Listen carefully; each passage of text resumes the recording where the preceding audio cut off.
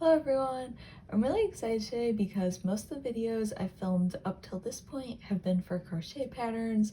So it's like if you already know how to crochet and you're interested in making the pattern, you can follow along with the video. But I've been wanting to film some more beginner-friendly videos for a while now, and I was thinking the easiest way to do it would be to organize them in like a Learn to Crochet series. If you're like an absolute beginner, the idea is you could start with part 1 and then watch the videos in order. Or if you already have some crochet experience, you can just tune into the videos that you're interested in. Also try to add a couple of like small pattern videos in there so that way you can use the objects that we're making in the videos for some patterns. So you can just kind of skip over the videos and watch the ones that you would like. I'm filming all of these in the summer and I'm trying to get them all like edited and ready, and then I'll upload them on the weekends. So I hope you enjoy the videos. This is actually how I learned how to crochet. I think it was back in like 2017. It was when I was in high school and I never had the confidence to go to like an actual crochet class, so I would just learn from watching videos. This first part is just going to be an introduction, so we'll go over like how to choose your yarn when you first start and your crochet hook, as well as how to begin with the slip knot and how to hold the yarn. When you first start crocheting, I would recommend using medium weight yarn or DK weight yarn. Yarn weights can kind of vary depending on the brand, so an easy way to tell if it's a medium weight yarn is if you just look at the suggested hook size that's on the yarn label. If it's anywhere from 3.5 millimeters to 5 millimeters, that also might be referred to as sizes E through H. That means it would be a good yarn to begin with. I'll write up a blog post for like each of these videos. For the first one, I'll go over some yarn that like I used when I was learning how to crochet, as well as the yarn that you see in these videos, as well as the crochet hooks that I'm using. You can see one of them right here. So this one has a grip on it. Crochet hooks come either with the grips or without. I have always used the one with the grips just because I feel like they're a little bit more comfortable to crochet with. And then I wanted to mention there's two main ways to crochet. You can crochet in either rows or in rounds. Rows would be like this swatch down here, so that's when you're crocheting back and forth in rows.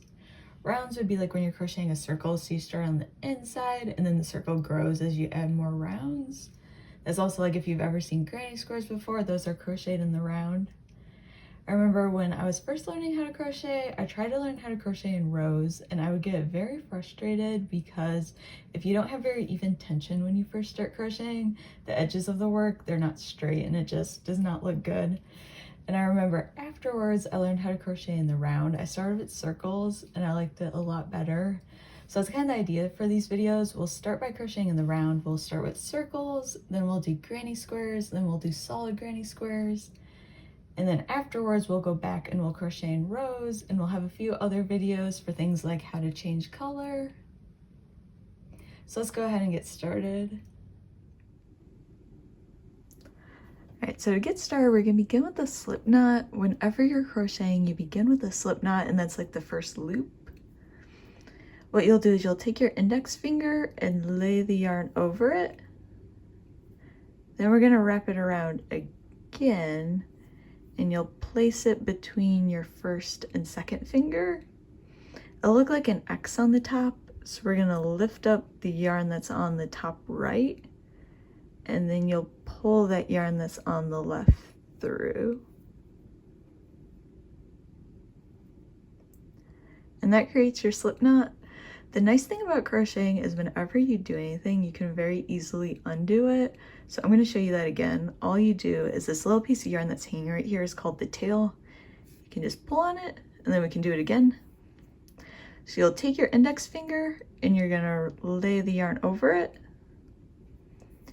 And you'll wrap it around again and place it between your first and second finger. You pull up on the top right of that X and pull that yarn that's on the left through. So now you've made a slip knot.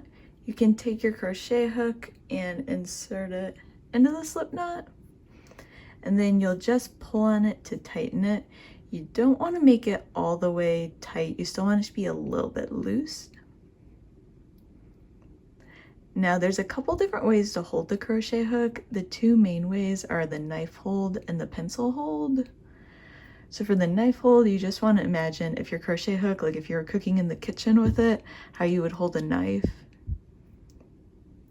The other one is the pencil hold. So that's like if your crochet hook was a pencil that you were writing with, you just want to imagine how you would hold it.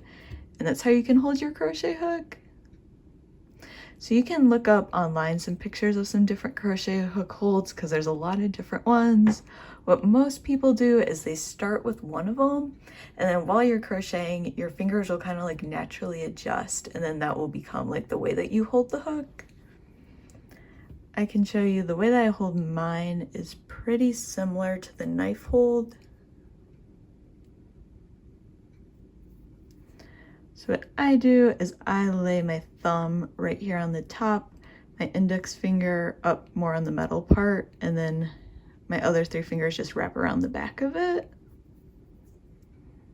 One thing when you first start crocheting, if you think too hard about how you're holding the crochet hook, it's probably going to get a little bit stressful.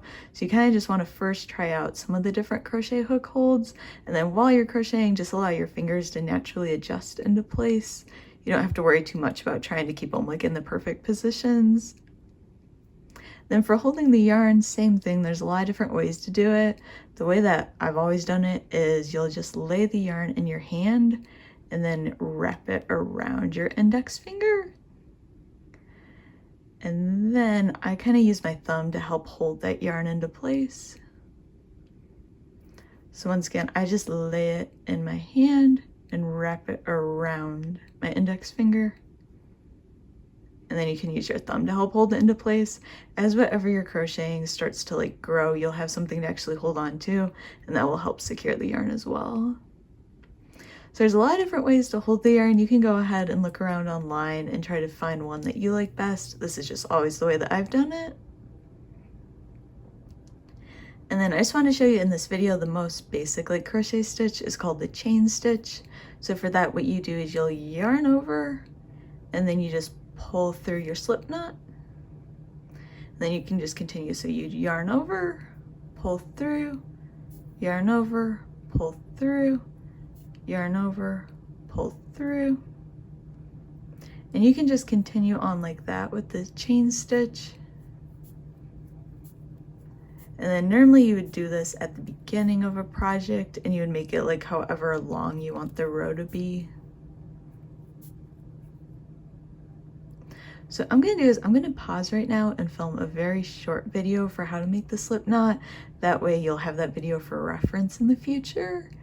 And then what I would recommend is, like I said with crocheting, you can easily undo whatever you just did.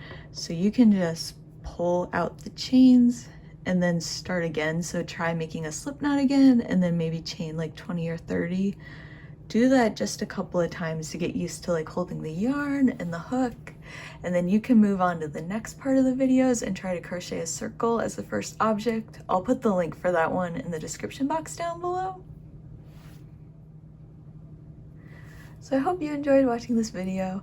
I remember when I was first learning how to crochet and learning how to hold the yarn, it just felt very awkward and it took a lot of practice for me to start to feel comfortable with it. So just note, it definitely takes a lot of practice. When you first start crocheting, it can be a little bit frustrating.